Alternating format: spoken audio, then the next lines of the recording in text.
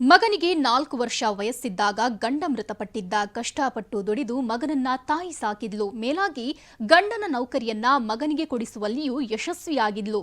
ಮಗನಿಗಾಗಿ ತನ್ನ ಜೀವನವನ್ನೇ ಸವೆಸಿದ ತಾಯಿ ಅದೇ ಮಗನಿಂದ ಅನಾಥೆಯಂತೆ ಆಗಿದ್ದಾಳೆ.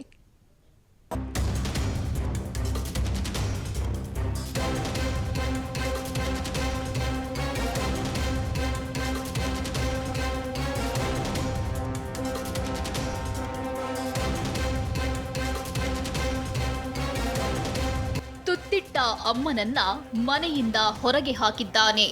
ಜೊತೆಗಿದ್ದು ಬೆಳೆಸಿದ ತಾಯಿಯನ್ನ ಅನಾಥೆಯಂತೆ ವೃದ್ಧಾಶ್ರಮಕ್ಕೆ ದೂಡಿದ್ದಾನೆ.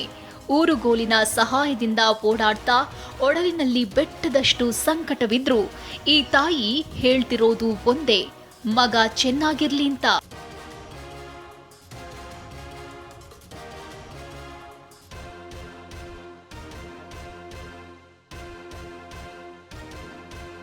ಈ ವೃದ್ಧೆ ಹೆಸರು ಬಾಳವ್ವ ಗೌಡರ್, 77 ವರ್ಷ. ಊರಲ್ಲಿ ಮಹಾರಾಣಿಯಂತೆ ಬದುಕಿದವಳು.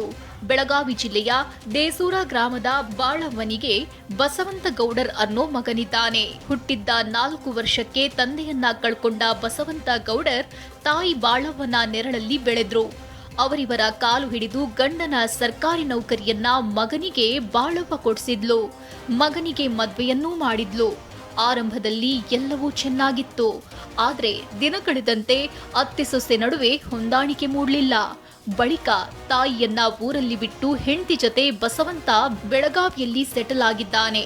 ಅನಾರೋಗ್ಯಕ್ಕೆ ತುತ್ತಾದ ತಾಯಿಯ ಬಗ್ಗೆ ಗಮನ ಹರಿಸಿಲ್ಲ. ಇದೀಗ ಸಂಬಂಧಿಕರ ನೆರವಿನಿಂದ ಬಾಳವ್ವ ವೃದ್ಧಾಶ್ರಮಕ್ಕೆ ಸೇರಿದ್ದಾಳೆ. ಆಕಿನ ಕಾಡಿದೇನಂತ್ರೆ ನಾನು ಕಾಡಕ್ಕೆ ಅಂತ ಕರ್ಕೊಂಡು ಹೋದ್ರು ಹೇಳ್ತಾಳ್ರಿ.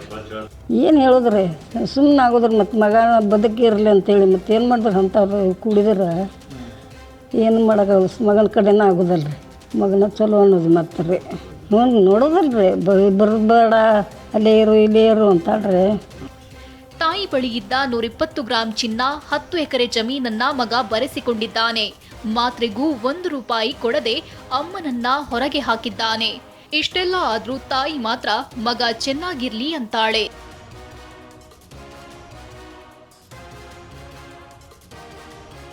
ಒಂಬತ್ತು ತಿಂಗಳು ಹೊತ್ತು ಸಲುಹಿದ ತಾಯಿ ವೃದ್ಧಾಶ್ರಮದಲ್ಲಿ ತಬ್ಬಲಿಯಾಗಿದ್ದಾಳೆ. ಅಮ್ಮನ ಈ ಸ್ಥಿತಿ ನೋಡಿಯಾದ್ರೂ ಮಗನ ಹೃದಯ ಕರಗುತ್ತಾ ನೋಡ್ಬೇಕು.